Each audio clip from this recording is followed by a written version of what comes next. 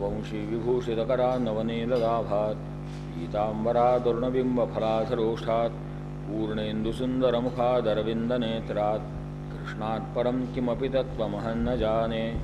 भावार्थदीपिका यस्यानुभवामृतजीवने तं बुद्धिभास्करं वन्दे ज्ञानदेवं पुनः पुनः। सदाशिवसमारम्भां शङ्कराचार्यमध्यमाम् अस्मदाचार्यपर्यन्तां वन्दे गुरुपरम्पराम्। ओम नमो भगवते श्री ज्ञानदेवाय। गेले 3 दिवस आपण 18व्या अध्यायाचं पारायण करतो आहोत।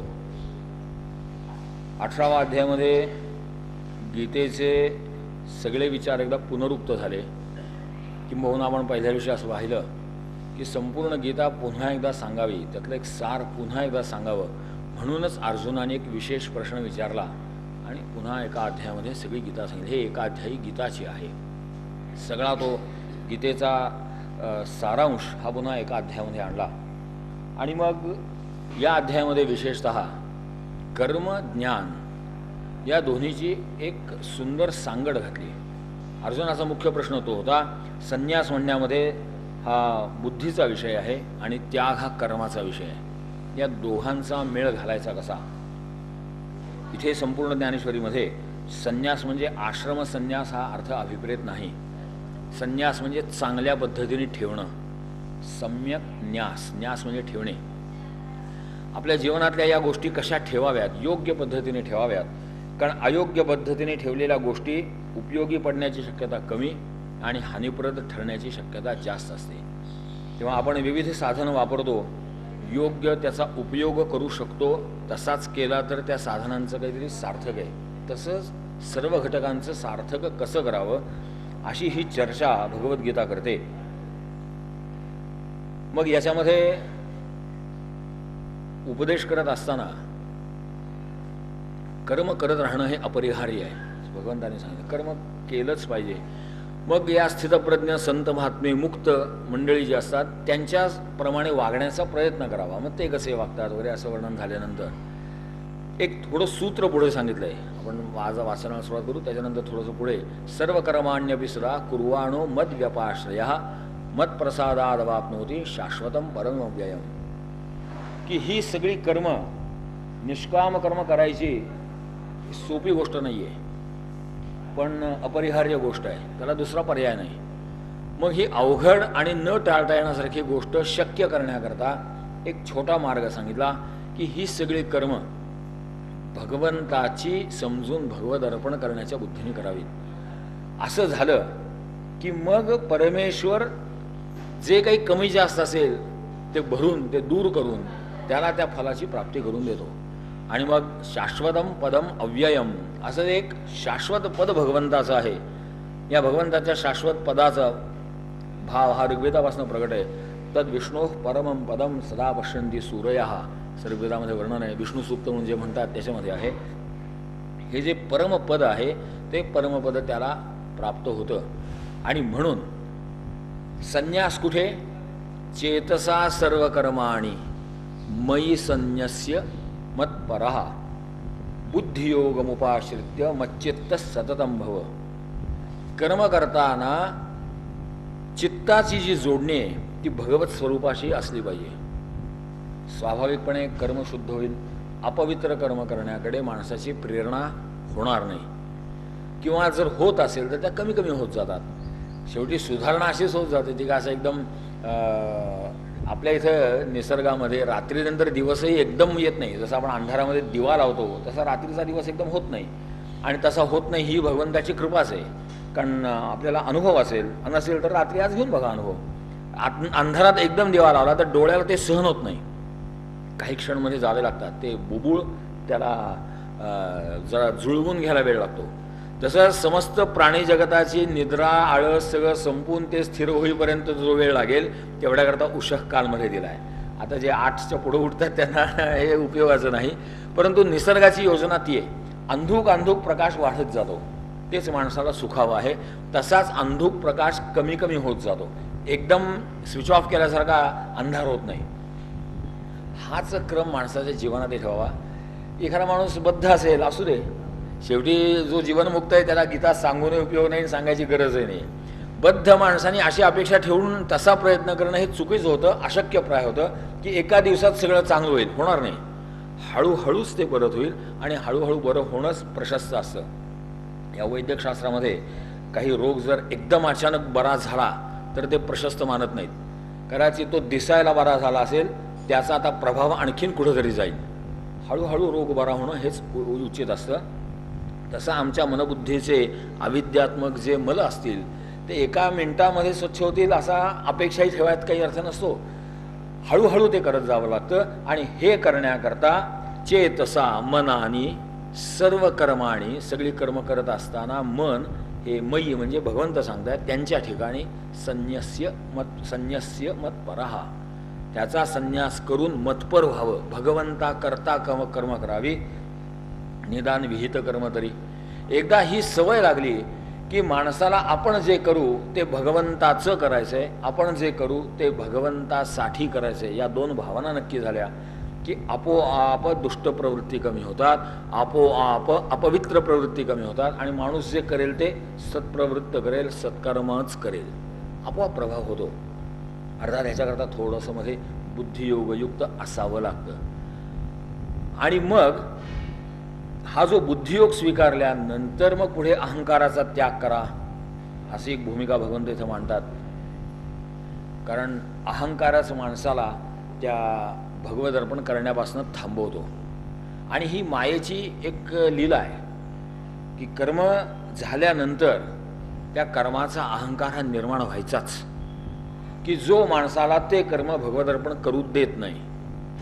आणि म्हणून हा अहंकार बाहेर काढायला पाहिजे, ही प्रकृती समजावी लागते आणि आपला एक स्वभाव समजावून घ्यावा लागतो. गीतेचा आणखीन एक महत्त्वाचा मुद्दा असा आहे की प्रत्येक माणसाचा एक स्वतःचा स्वभाव, आपलं एक नैसर्गिक प्रवृत्ती असते आणि मग त्या नैसर्गिक प्रवृत्तीला अनुकूल असं कर्म करणं हे शहाणपण आहे.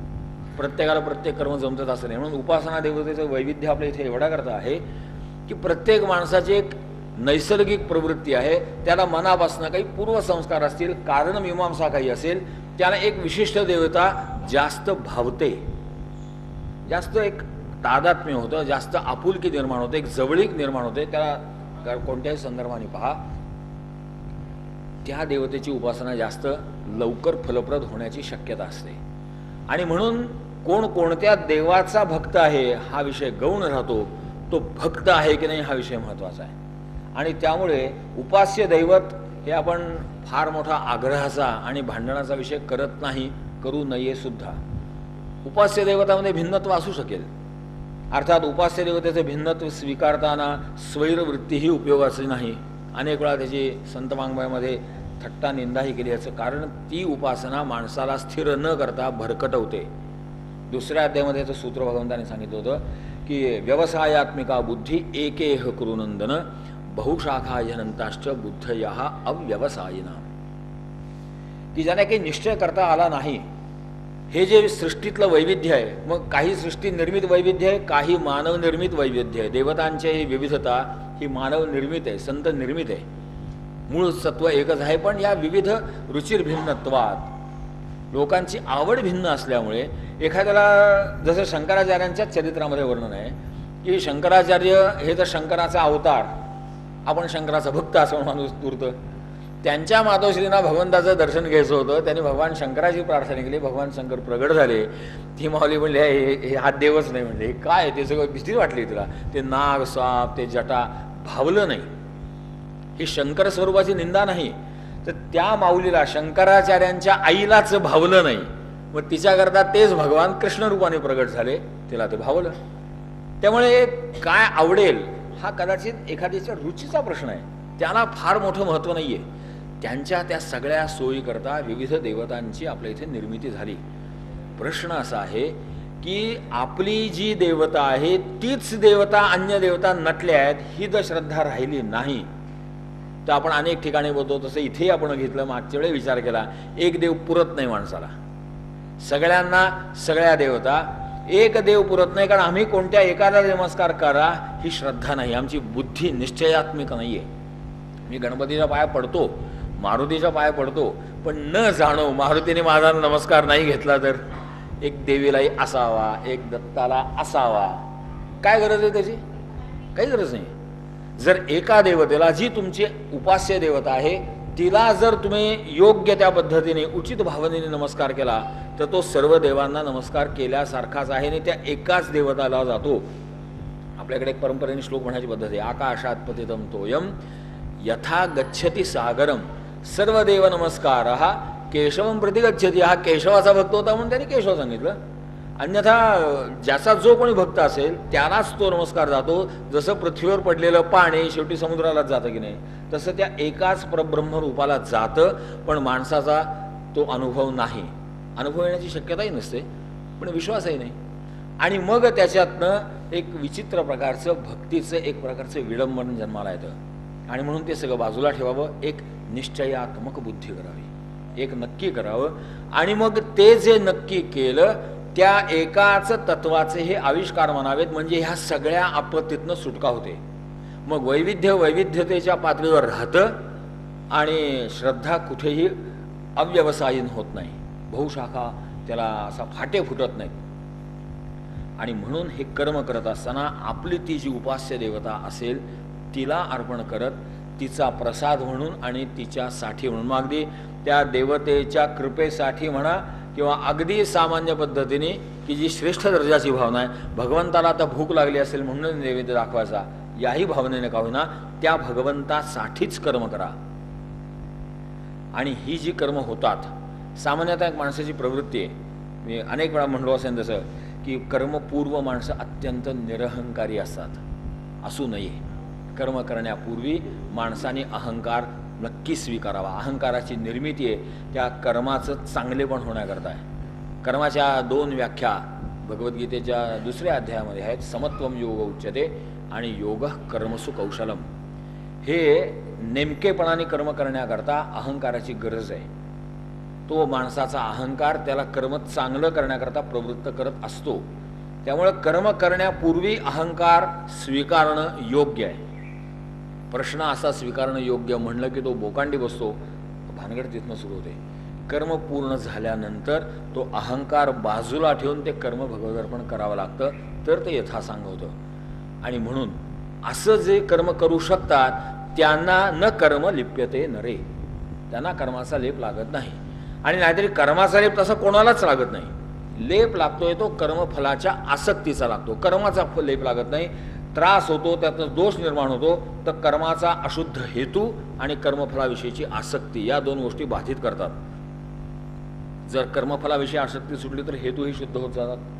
आणि म्हणून इथे समारोपात्मक बोलत असताना ज्ञानेश्वर महाराज म्हणतात, कर्म ही करीतची आहे. कर्म केलंच पाहिजे, नक्की करावं लागतं. कर्म टाळून खरं नसतं. जो कर्म टाळतो म्हणतो किंवा आता मला कर्म करण्याची गरज नाही म्हणतो, हेही कर्माच्या बाहेर जाऊ शकत नाही. हे सांगणंही एक कर्म आहे.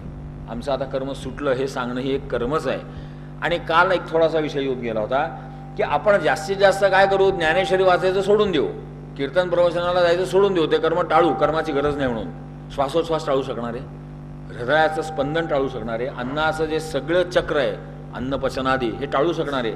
जर ही स्वाभाविक कर्म टाळता येत नाहीत, मनाचं एक स्वाभाविक कर्म आहे, मन कुठंतरी रंगणार, कुठंतरी गुंतवणार, हे टाळू शकणार आहे.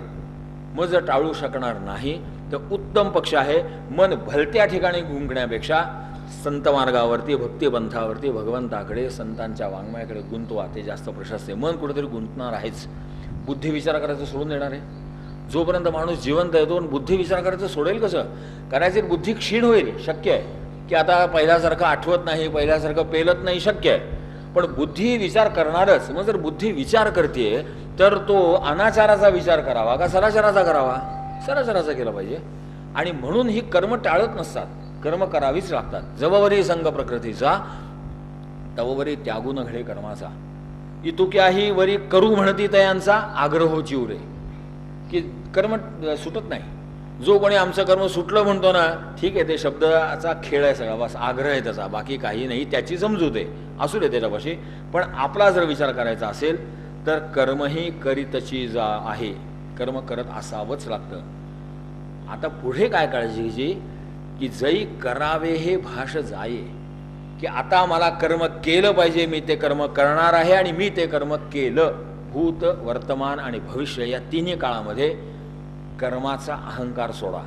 आता ज्याला हे भविष्य काळातला अहंकार सोडता आला त्यांनी मग पूर्वकर्माचा अहंकार धरला नाही तरी चालतो. ते न करण्याची होय तयाचे केले. आणि मग त्यांनी केलं काय आणि न केलं काय याची तर व्याप्ती किती आहे. हत्वापिस इमा लोकान न हंती न निबध्यते. त्याला उत्तम उदाहरण दिलं होतं, आठवत असेल तुम्हाला, तर भीमसेनाचं उदाहरण आहे.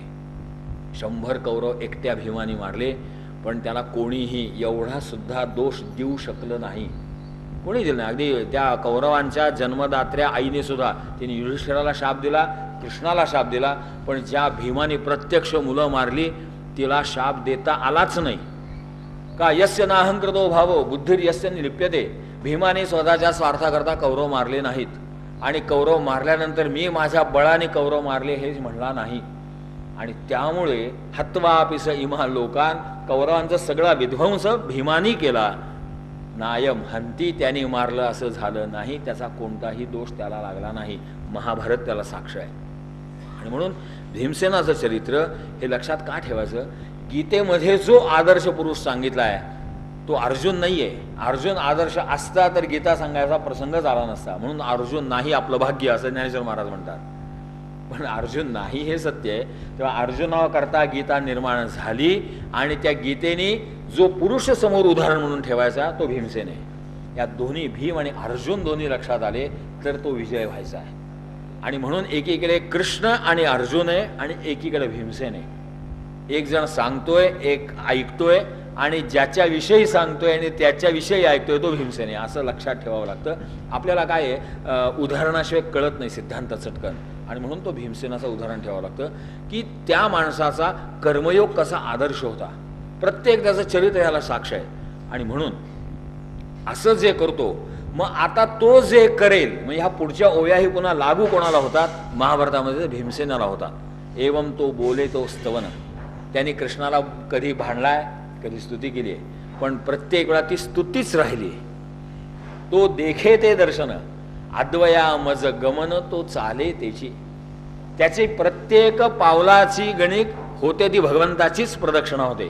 तो करी ते तुली पूजा, तो कल्पी तो जपू माझा, तो असे तेची कपिध्वजा समाधी माझी. त्याच्या सगळ्या क्रिया या भगवदर्पण होतात, त्या भगवंताच्याच होतात आणि त्या भगवंतालाही मान्य होतात.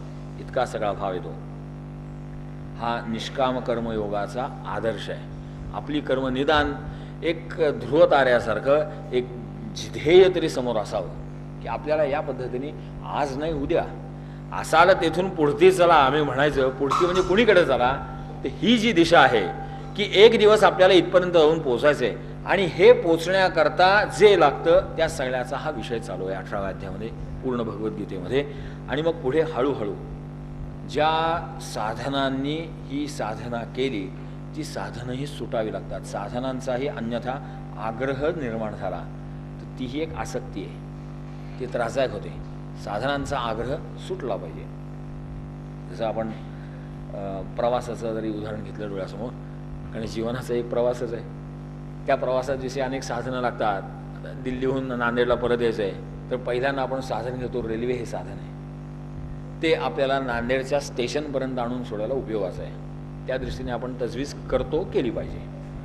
परंतु रेल्वे स्टेशनला आल्यानंतर आपण किती वेळ त्या साधनाला धरून राहतो.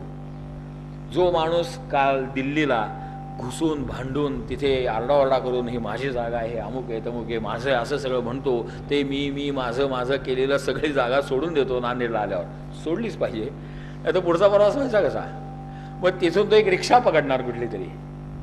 आणि आता रेल्वे सोडली, रिक्षा आली किंवा आपली गाडी असेल तर आपली गाडी, पण तीही घराच्या दरवाजापर्यंत, पुढे नाही तर पुढे सोडून द्यावी लागते. जर कोणी असा आग्रह केला की नाही नाही आता कालपासून मी त्या रेल्वेत बसलोय, माझी घेऊन ये घरापर्यंत, शक्य आहे नाही. ती त्याची मर्यादा ठेवली पाहिजे. तसं प्रत्येक साधनांची मर्यादा ओळखली पाहिजे. आणि ही साधनं सुटतात, तुम्ही सोडा का न सोडा, सुटतात. रेल्वे तुमच्या कक्षेत नाही आहे, ती तिच्या मर्यादेमध्ये राहणारे. तुम्हाला पाहिजे असेल तर रेल्वेत बसला 2 दिवस तरी आक्षेप आहे नाही, काय यार्डात जाऊन बसा, दुसऱ्या दिवशी पुन्हा नांदेडला परत, इथनं दिल्लीला परत. इथं थांबा चालणार नाही, ती त्याच्या वेगाने जाते. शहाणपण तुमचं रेल्वेला सोडून उतरा खाली, रिक्षावाला रिक्षा घेऊन निघून जाणार आहे, कारण त्याने ते त्याचं वेगळ्या कारणाकरता साधन वापरलंय, तुम्ही काही तात्कालिक ते वापरता. ह्या साधनांच्या मर्यादा आहेत. अशा प्रत्येक साधनांच्या मर्यादा असतात आणि ती साधनं सुटत जातात. साधनं सुटणं आणि साधनं सोडणं याच्यात फरक आहे. साधनं सुटण्याची प्रशस्ती ऐकली की साधन सोडणं हे आपल्याला बरं वाटतं, कारण इथे प्रत्यक्ष प्रवास काही नाही. आम्ही नांदेडला नाही उतरलो तर आम्ही एका संकटात सापडू म्हणून आम्ही उतरतो. इथे तसं काही प्रश्न नाही आहे. ज्ञानेश्वरी वाचली काय न वाचली काय, आणि मग आम्हाला वाटतं की आता आमची ज्ञानेश्वरी वाचायचं सुटलं. खोटं असतं, हे खरं नसतं. ज्ञानेश्वरी वाचायची सुटत नाही, कारण डोळ्यांनी पाहायचं सुटलेलं नाही, मनाने चिंतन करायचं सुटलेलं नाही, बुद्धीने विचार करायचा सुटलेला नाही, फक्त त्याच्यानंतर अट्टहास बदलतो. आणि म्हणून सुरुवातीला पारायण संकल्पित करावीत. 8 दिवसात पारायण करीन, 15 दिवसात पारायण करीन, पण पुढे हे खरं नसतं. जर 15 दिवसात पारायण करायचा संकल्प केला, बरं आपले व्यवहार असतात, संसारिक माणसाचे व्यवहार, तेव्हा थोडं डावं उजवं चालतच राहतं. प्रश्न असा निर्माण होतो 12व्या-13व्या दिवशी असं वाटतं की आता एकच दिवस राहिला आहे आणि आपलं रोज थोडं थोडं मागं पडत गेलं, बॅकलॉग फार आहे, आणि मग ते कस्तरी पूर्ण करण्याकरता हे आपण काल वाचन केलं तसं, कारण आम्हाला 3 दिवसात संपवायचं आहे. बरं 3 दिवसात संपलं, जरा 4 तास 5 तास बसायची तयारी नाही, ते 9:30पर्यंत संपलंच पाहिजे, 10पर्यंत संपलंच पाहिजे. म्हणजे कमी दिवसात कमी वेळात जास्त व्हॉल्यूम. मग आता कमी वेगात कसं चालेल, वेग वाढला पाहिजे. परिणाम काय, ज्याच्याकरता वाचायचं ते राहते सुटलं. म्हणून ठीक आहे, सार्वजनिक पारणामध्ये कसं आहे, सगळ्यांची सगळी सोय कुठंतरी कॉम्प्रोमाइज म्हणून करावी लागते. तर हे कॉम्प्रोमाइज समजा, वेगाने वाचणं कॉम्प्रोमाइज आहे, फार नाही, पण घरामध्ये असं काही प्रश्न नाही आहे. म्हणून ज्यावेळे आमची ज्ञानेश्वरीमध्ये प्रवृत्ती होत नाही, त्याच्याकरता या सीमा अतिशय गरजेच्या आहेत की 8 दिवसात पारायण पूर्ण करायचं म्हणजे करायचंच. मी असं गृहीत धरतोय की अशी अनेक पारायणं झाली, आता ज्ञानेश्वरी वाचता वाचता समजायला लागली आहे, समजतंय काही, आणि ते समजतंय का, तर मला ते विचार कुठेतरी जीवनाशी जोडायचे आणि काही जोडू शकतो. आता इथून पुढे पारायणाच्या कालमर्यादेचा अट्टहास सोडून द्यायचा, ते साधन सुटलं पाहिजे, तरच ते गरजेचं आहे. ठीक आहे, आता 15 दिवसाचे 17 दिवस होतील, पण मी वाचीन ते कळेल एवढंच वाचेन. आणि असं होतं की नाही सुरुवातीला, निदान माझं काय झालं तर मी सांगतो, आता दुसऱ्याची चिकित्सा कशाला करायची, पुढे पुढे वाचलेलं पेलत नाही. एक 10 ओव्या वाचाव्यात, 20 ओव्या, 50 ओव्या, संपली, माणसाची क्षमता संपते, पुढे लक्षातच राहत नाही. जर लक्षात राहत नसणारे तर अट्टहासाने वाचायचं कशा करतात, त्यापेक्षा 5च ओव्या. नामदेव महाराजांनी तर एकाच ओवीची मर्यादा दिली, नामा म्हणे ग्रंथ श्रेष्ठ ज्ञानदेवी, एक तरी ओवी अनुभवावी, की एक ओवी समजवून घ्या, तिचा सम्यक विचार करा, पुढे चला. आणि म्हणून उत्तम वाचन होण्याकरता एक सूत्र सांगतो, एक लक्षात घ्या, कसं वाचावं. कोणतंही पुस्तक असो, ज्ञानेश्वरी असो, काही असो, कधीही खूण ठेवून वाचू नका. खूण ठेवून वाचणं म्हणजे यांत्रिक वाचन आहे. काल तिथपर्यंत वाचलं, आज इथपासून सुरुवात करायची, काय वाचलं कोणाला माहिती. डोक्यात विषय ठेवा आणि वाचायला सुरुवात करा. एखादं पुस्तक आहे, अगदी छोटं 50 पानाचं पुस्तक जरी असेल तरी ते वाचा. काय 17-18 पानं झाली, कोणतरी विक्षेप आणतं, अमुक काहीतरी काम निघालं, ते ठेवून द्या बाजूला. वेळ झालाच नाही, दुसऱ्या दिवशी पुन्हा ते पुस्तक वाचायचं आहे. कुठपर्यंत वाचला होता विषय तेवढी पानं चाळा आणि सुरुवात करा. कधी करायचं, आपण पुन्हा मागणं सुरुवात करू, म्हणजे काल 18 पानं वाचली होती, आज पुन्हा 10व्यापासून सुरुवात करू.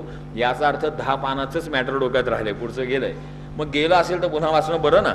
मग पुढे जाणवत जातं की नाही, हा हे वाचलं होतं, हे वाचलं होतं, असू दे, ते पुन्हा दृढ होत जातं. असा ग्रंथ जर वाचला तर तो थोडा लक्षात राहण्याची शक्यता आहे. विसरला तरी नुसतीच पानाला खूण घातली आणि पुढं वाचलं. सार्वजनिक पारायणात खूण घालण्याशिवाय पर्याय नाही, कारण एकदम पुंडली करता झालं की तो त्या ओवीला सुरुवात करतो, आपली फरफट होते. म्हणून तिथे खूण घाला ही चर्चा त्याची नाहीच आहे. कारण मुळात सार्वजनिक पारायण करणं ही बालवाडी आहे, की प्रवृत्त करायचं आहे. विंडो शॉपिंग, आपल्याला विंडो शॉपिंग म्हणायची, की माल ठेवलेला बघायचा आहे, फक्त घ्यायचं विषय काहीच नाही अजून. आता इथे हे शोभेल, घरामध्ये गेल्यानंतर आता एक उपासना म्हणून जर करायची असेल तिथे विंडो शॉपिंग कसं चालेल. आता खरेदी केली पाहिजे, काहीतरी माल घेतला पाहिजे जाऊन, तो घेण्याच्या ह्या युक्ती आहेत. आणि त्याच्याकरता हा कालनिर्बंधाची साधना, एक गरज जी स्वीकारलेली होती सोडून द्या, काही गरज नाही त्याची, असं करत जावं लागतं. आणि मग हे सोडण्याकरता जी साधनं स्वीकारली, या सगळ्याचा जे मूळ अधिष्ठान स्वरूप आहे द्वंद्व, तेही संपतं. ज्यावेळी तो त्या मुक्कामाच्या जसा जवळच जात राहतो तसे जी द्वंद्व आणि साधनं आपोआप सुटत जातात. आणि सुटत जाणं, जसं ते रॉकेटचं ते एक पार्ट संपला की आपोआप गळून पडतो की नाही, संपलं, तो सुटत जातो. त्याच्यामुळे पुढचं, त्याच्यापुढे पुढं एक एक एक एक सुटत जावं लागतं. आणि असं ज्यावेळी तो ईश्वरी साक्षात्कारापर्यंत जातो, ते कोणत्याही मार्गाने, त्यापेक्षा वर्णाक्षर फक्त बदलतात. तिथे गेल्यानंतर त्याला तो द्वंद्वातीत होतो. अगा रात्री आणि दिवो हा तवची द्वैत भावो, जवन रिगिजे गावो गभस्तीचा. ह्या सगळ्या मी साधना करणारा एक साधक, माझी काहीतरी एक साधना आणि मला काहीतरी एक साध्य करायचं आहे, ह्या सगळ्या भाषा जोपर्यंत त्या साध्यापासून लांब असतात, त्या परिघावरती जास्त प्रबळ असतात. जसं जसं त्या साध्याच्या जवळ जाईल तसतसे आपोआप त्या साधना आणि साधकत्व काय, जर साधक इथं तो निकष उपयोगी पडतो. साधना सोडायच्या सुटायच्या फरक कळायचा कसा, ज्या प्रमाणामध्ये साधकत्व कमी होत जाईल चांगल्या अर्थाने, बद्धाच्या ठिकाणी साधकत्व नसतं आणि मुक्ताच्या ठिकाणीही साधकत्व नसतं. सिद्धाच्या ठिकाणी साधकत्व कसं असेल, तो सिद्ध झाला. त्यामुळे दोघांच्या ठिकाणी साधकत्वाचा अभाव आहे. एके ठिकाणी साधकत्वाचा आत्यंतिक अभाव अज्ञान स्वरूप आहे आणि म्हणून तिथे साधनांची गरज आहे. आता इथनं पुढं जी चर्चा आहे ती त्या अभावाची नाही आहे. आता साधना मार्गाने प्रगत होत होतो तो आता सिद्धाच्या जवळ जायला लागला. जे साध्य आहे त्याच्यात जवळ गेला आणि म्हणून तो सिद्ध होणार. आता तिथल्या साधनांची गरज संपते. आता घरामध्ये आलाय, आता चपलारूपी साधनांची सुद्धा गरज नाही. रेल्वे वगैरे तर लांब राहिल्या, आता चपलाही सोडून द्यायच्या, कारण त्याचं ते आता घर पण जवळ येत गेलं. ज्या प्रमाणामध्ये घराचं घर पण जवळ आलं त्या प्रमाणामध्ये साधनं सुटत जातात. मगाचं उदाहरण आपण फक्त एक्सटेंड केलं. तसं ज्यावेळी ईश्वराच्या साक्षात्कारापर्यंत जातो त्यावेळी ज्याप्रमाणे अंतरिक्षामध्ये रात्र आणि दिवस हा भेद संपतो तसं हे होऊन जातं. अशा प्रकाराने एका भ्रमती वच मे मना म्हणणाऱ्या अर्जुनाला जीवनमुक्ततेपर्यंतचा सगळा मार्ग भगवंतांनी सांगितला. ती ही गीता म्हणून उपलब्ध झाली. इथे पुढे 10-15 मिनिटात पुढचा विषय सांगण्यापेक्षा या विषयाची नेमकी महती आणि गीतेचं स्वरूप ज्ञानेश्वर महाराजांनी काय मांडलंय त्याचाही विचार करणं फार सुंदर आणि आवश्यक आहे. आणि म्हणून हा जो सगळा विषय सांगितला की आता हे अद्वैत सिद्धीची प्राप्ती झाली की द्वैताद्वैतरूपी भाव संपला, अद्वैताची प्राप्ती झाली. कोणाला की जो अत्यंतिक भ्रमित होता, म्हणजे सामान्य द्वैताच्या मध्ये सुद्धा नाही, द्वैतातनीही सुद्धा जो बाधित झालेला होता त्या अर्जुनाला तिथपर्यंत नेऊन पोचला. आणि अर्जुनाने पुढं गीतेचा समारोप करताना त्यांना साक्षी दिली ना की जो भ्रमती वच मे मना म्हणणारा अर्जुन करिष्ये वचनम तोपर्यंत जाऊन पोचला. तसं आम्हालाही बद्धावस्थेपासून जीवनमुक्ततेपर्यंतचा सगळा विषय सांगितला आहे. हा जो गीता इथे सगळा का आला त्याच्याकरता ज्ञानेश्वर महाराज म्हणतात ते लक्षात ठेवण्यासारखं आहे की हे गीता नाम विख्यात, ही जी भगवंतानी गायलेली गीता आहे, गीता अर्थाचा गायलेली, ही जी गायलेली गीता आहे त्याच्यामध्ये बारीक बारीक पदर फार आहेत की टाकणं टाकल्यासारखं सांगितलं आहे नाही, मनापासून रंगून गायलं त्या सांगण्याचा एक थोडा चांगला परिणाम होतो. अहो जर वक्ताच सांगताना रंगला नाही तर श्रोत्याला पेंग आली तर दोष कोणाचा, कारण हाही कंटाळवाणं सांगत असतो. काही वक्ते असतात कंटाळवाणे, काही वक्ते रंगून सांगतात की तिथं घड्याळाचं भान राहत नाही, मग कारण वक्त्यालाही नसतं श्रोत्यांचंही सुटतं. तेव्हा हे भगवंतानी गायलेलं गाणं आहे म्हणून भगवत गीता भगवंतानी गायलेली हे अतिशय प्रसिद्ध आहे. आणि हिचं प्रसिद्धत्व काय आहे, सर्व वाङ्मयाचे मथित या सगळ्या वाङ्मय रूपी दह्याला घोसळून असं एक नवनीत काढलंय, लोणी काढलंय त्याचं. बा सगळं सार त्याच्यामध्ये आलं, जे त्या दह्यामध्ये होतं ते सगळं आलं. आता थोडंसं पाणी राहिले ताक रूपी, असू दे ते असू द्या, वायाच नको जायला म्हणून ताक राहिलं, पण नवनीत हातात गीतेमध्ये आलंय. आत्मा जेणे हस्तगत येथ होय रत्न होय, आत्मरत्न हस्तगत होतं, लोणी असं मिळतं म्हणले. आणि म्हणून हे प्राप्त करण्याकरता ही जी गीता आहे ही गीता सांगणारा भगवंत आहे. कसंही जाऊ तुम्ही तिथे माणसाने आपली श्रद्धा ठेवायला शिकलं पाहिजे की हे मुद्दाम गीता नाम विख्यात मध्ये का सांगितलं तर पुढं सांगायचा विषय कळावा म्हणून सांगितलं. पुढे थोड्याशा काही ओव्यानंतर साधारण एक 50-60 ओव्या असतील मध्ये शरणता सांगितली. आणि शरणतेची व्याख्या जरा अवघडच आहे की बाई आपलेने भेदेविण माझे जाणे जे जे एकपण तयाची नाव शरण मज येणे गा. ही शरणागतता प्राप्त होण्याकरता निदान हे गीतेवरती श्रद्धा तरी असली पाहिजे. मग त्या गीतेला शरण जा नाही तर भगवंताला शरण जा, त्याच्यामध्ये फार फरक पडत नाही. कारण पुढे पुन्हा समारोप करताना हे वाङ्मयीन मूर्ती प्रभूची असं सांगितलं की अर्जुनाला भगवंत सगुण रूपाने उपलब्ध होता तर कृष्णाचे पाय धरणं सोपं आहे. तुम्ही आम्ही पाय कसे धरायचे, तुमच्या आमच्याकरता गीतारूपी पाय आहेत. ही जी पदं आहेत, गीतेची जी पदं आहेत, हे भगवंताचे पायच आहेत. हे ज्ञानोबा रायांनी, ही वाङ्मयीन मूर्ती, ही संकल्पना मराठी वाङ्मयामध्ये पहिल्यांदा ज्ञानेश्वर महाराजांनी आणली आणि मग तिथून पुढे ते सुरू झाले. तेव्हा हे लक्षात यावं लागतं. आणि हे जर लक्षात येला ना, मग काही प्रश्न नाही. जैसे मग एक उदाहरण असं झालं की ताकातनं एकदा लोणी काढल्यानंतर पुन्हा ताकात पडलं किंवा जरा काही गडबड आहे ते राहिलं तरी फारसं काही आपत्ती येत नाही. एक 10 मिनिटांनी लोणी काढलं तरी चालतं. उलट लगेच काढतच नाहीत चतुर्गृहिणी, लगेच काढत नाहीत. कारण लगेच काढलं तर कदाचित त्याचा जो संधी असतो ना तो थोडा ताकात राहण्याची शक्यता आहे. थोडं त्याला गारवा आल्यानंतर जर काढलं तर जास्त लोणी निघतं.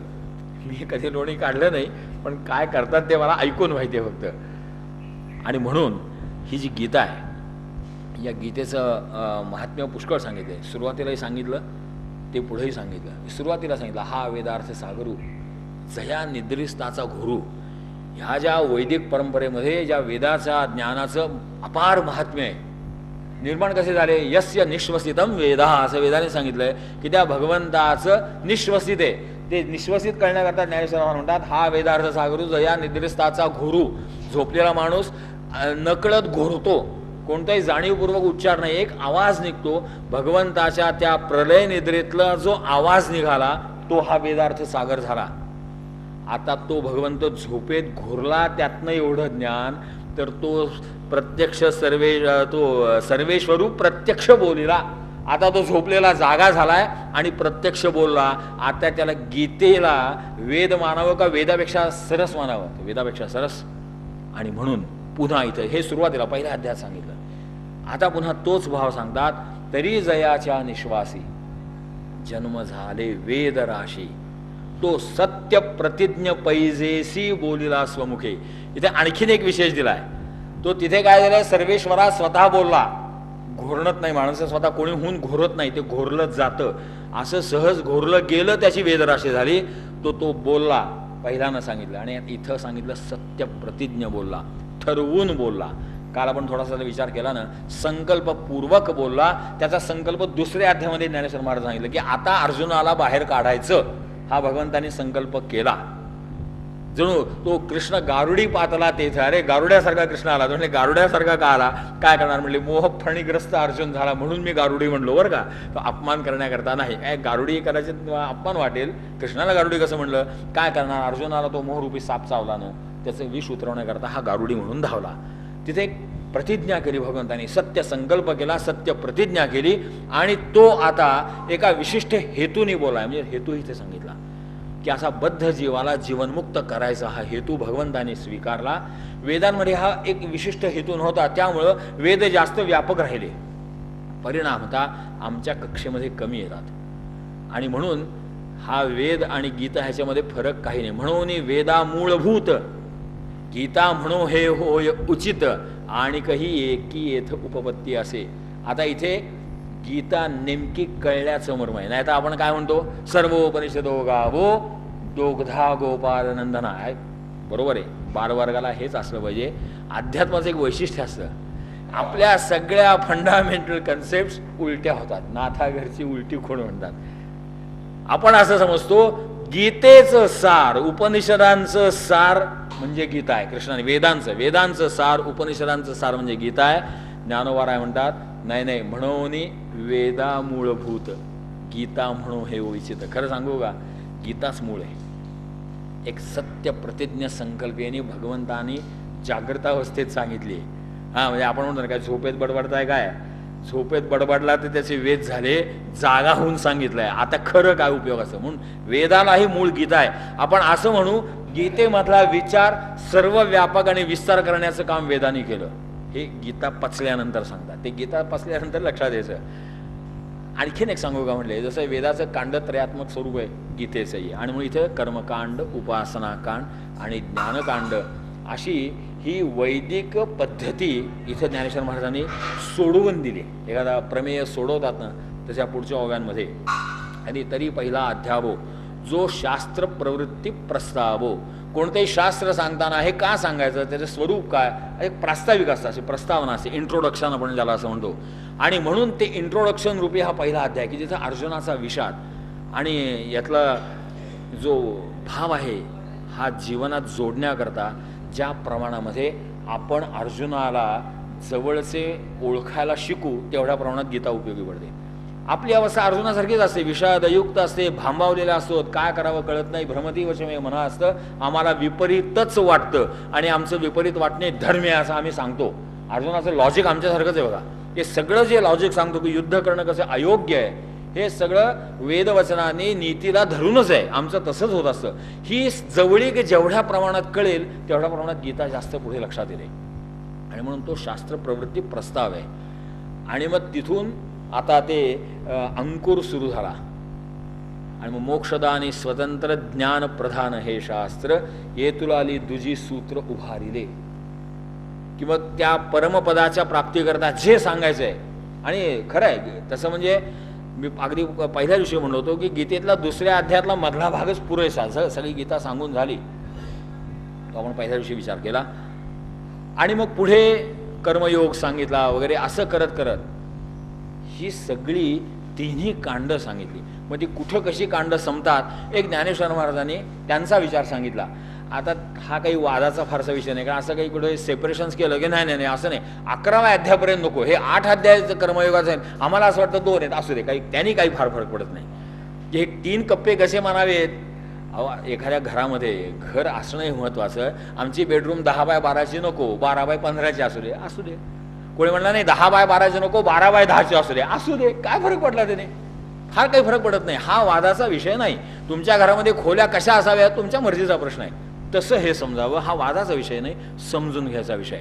समजून घ्यायचं. एवं कांडत्रयात्मक निरूपणी श्रुतीचं हे कोडीसवाणी गीता पद्यरत्नांची लेणी लिहिली असे.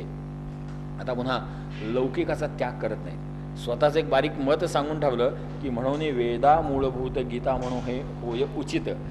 पटणार नाही आहे सगळ्यांना. अहो गीता कळली तर पटायचं. इथे महाराजांचा विषय असा आहे, मूळ हेतू. आता यांचा जो संकल्प आहे, सत्य प्रतिज्ञा आहे की ही अशी की लोकांनी गीतेला वाचायला प्रवृत्त व्हावं. आणि म्हणून आता तुमच्या निष्ठा वेदांबद्दल आहेत ना, मग तीच श्रुती माता एक सुंदर रूपात प्रगट झाली असं समजा. म्हणून श्रुतीचं हे कोडीसवाणी अतिशय गोजीरवाणी अशी श्रुतीच प्रगट झाली. वेदमंत्रांना मर्यादा फार. आणि म्हणून हे जे आहे ह्या सगळ्या वेदांना जे माणसाच्या परमकल्याणाचं जे सांगायचंय ते सगळं गीतेने सांगितलंय. 17 अध्यायापर्यंत तेच आहे. ऐसे प्रथमा लागोनी 17वा लाणी करोनी आत्मनिश्वास विवरुनी दाविला देवे. वाच त्या आत्मतत्वाच्या प्राप्तीपर्यंत सगळा मार्ग 17व्यामध्ये सांगितला. ऐसे 17 अध्यायात देवांनी आपले निश्वसित वेद जे असं ते सत्य ते दाखविले मांडून. बस आपलं जे निश्वसित या विश्वाच्या कल्याणाकरता सृष्टीच्या आरंभी प्रगट केलं ते त्या देवाने आता नीट मांडणी करून. आणि असं होतं की नाही, एखादा चांगला व्यापारी आपल्या प्रेमाचं गिऱ्हाईक आलं की त्याला पाहिजे असं ते निवडून काढून देतो. हे तुम्ही घ्या, हे तुम्हाला उपयोगाचं नाही, हे तुम्ही घ्या, हे तुम्ही घ्या. आणि असं करून एक सुंदर सेट तयार करून देतो. तसं या वेदार्थ सागराचा एक उपयोगी असा 700 श्लोकाचा सेट दिला आहे भगवंतानी. तया अर्थ जाता अशेषा केले तात्पर्याचा अवंका तो हा 18वा देखा कलशाध्याय. आणि ते जे 17 अध्यायात केलं ना त्याचंही पुन्हा आणखीन आता आणखीन काय त्याला सॅम्पल म्हणतात की नाही, की इतक्या वस्तू तुम्हाला उपयोगाच्या आहेत, आता त्यातल्या नमुन्या दाखल थोड्या थोड्या घ्या असं म्हणून ते देतात की असं थोडा खाऊन बघा, थोडा गुळ हा चांगला आहे, ही साखर थोडी खाऊन बघा चांगली. आता डाळ तांदूळ खाता येत नाहीत म्हणून पण तरी खाणारे बहादर असतात बरं का, एक तांदूळ खाऊन बघतात हा बरा आहे म्हणतात. असं जे सॅम्पल टेस्टिंग असतं ना तसं हे जणू 17 अध्यायातल्या वेदरूपी साराचं सॅम्पलिंग म्हणजे 18वा अध्याय की तो हा 18वा देखा कलशाध्यायो. अशा पद्धतीने एवं सकळ संख्या सिद्धू श्री भगवद्गीता प्रबंधू हा औदार्य वेगळा वेदू मूर्तू जाण. त्यामुळे श्रद्धा जी वेदांची ना तशी गीतेची असावी आहे. त्या वेदाला एक मर्यादा आहे. वेदू संपन्न होय ठाई परंतु कृपणू ऐसा आन नाही जो कानी लागला तीही वर्णाच्याची. वेदाला काही मर्यादा आहे, कारण त्या वेदाला जे मंत्रशास्त्र आणि अर्थशास्त्र या दोन्ही गोष्टी आहेत त्याच्याकरता एक मर्यादा आहे. आणि प्रत्येक प्रभावी गोष्टीची एक मर्यादा असते, सगळ्यांना ती सगळी उपलब्ध असतेच असं नाही.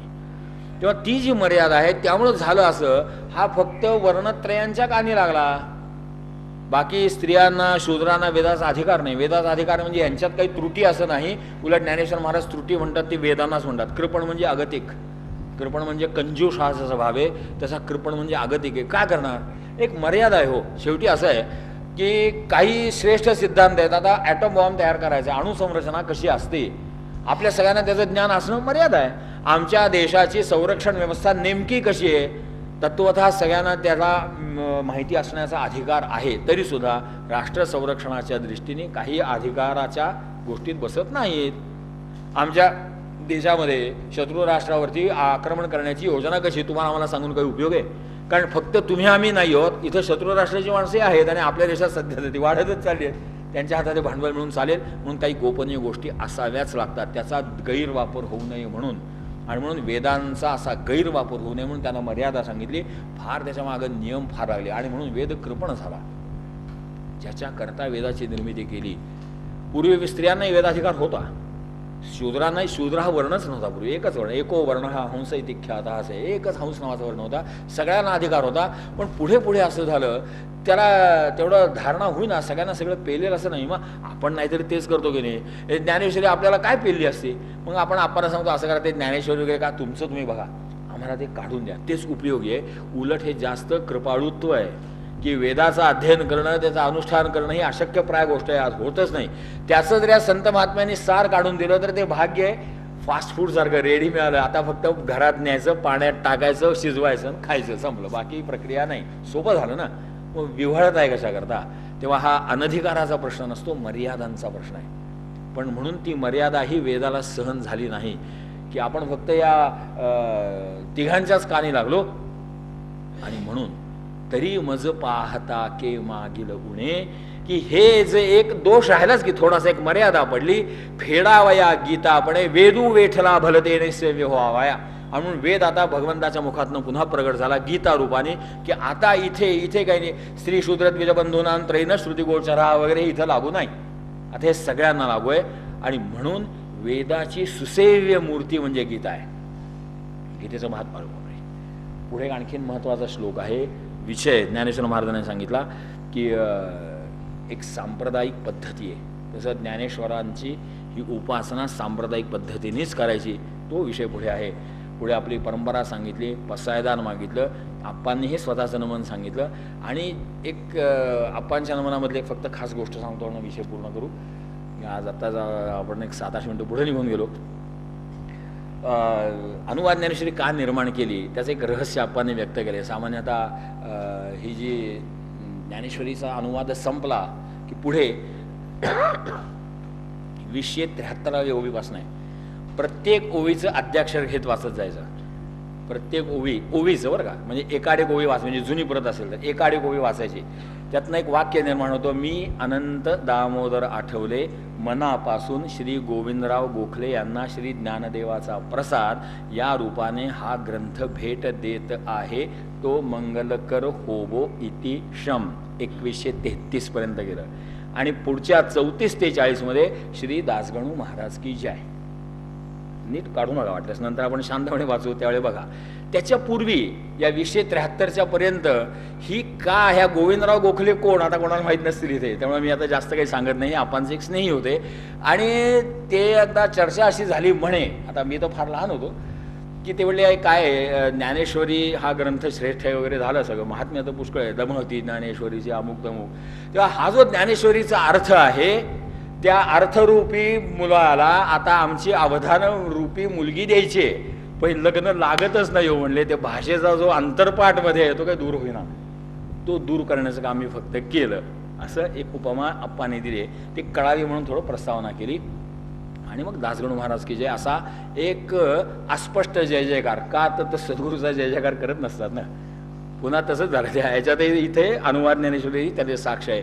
गुरुचा जय जयकार प्रत्यक्ष करायचा नसतो. ह्याचं कारण ते नाम अपवित्र वगैरे असल्या काही गोष्टी नाहीत, तर आपण त्याचा गैरवापर करण्याची शक्यता असते म्हणून करायचं नसतं. मग गुरुचा जय जयकार कसा करायचा, तर आचरणाने गुरुचा जय जयकार होईल असं वागायचं, तोंडाने काय बोलायचं नसतं. ते राजकीय पुढारी करतात, याचा जय त्याचा जिंदाबाद, हे राजकीय क्षेत्र आहे. जो सत्शिष्य आहे त्याने गुरुचा जय जयकार असा करायचा असतो 34 ते 40 7 ओव्यामध्ये. फक्त त्याच्यात एवढं आहे, दासगणू महाराज की जय, श्री दासगणू महाराज की जय. कुठेही बाकी स्पष्ट नाही, कारण ते गुरु होते. मांडुक्य उपनिषदामध्ये हेच आपण स्पष्ट केलंय. बिंडोकपणा इथल्या राजकीय लोकांचा आहे की जे गुरुच्या नावाचा जय जयकार करायला प्रवृत्त करतात. ती अपवित्र गोष्ट नसते, अनधिकाराची गोष्ट असते.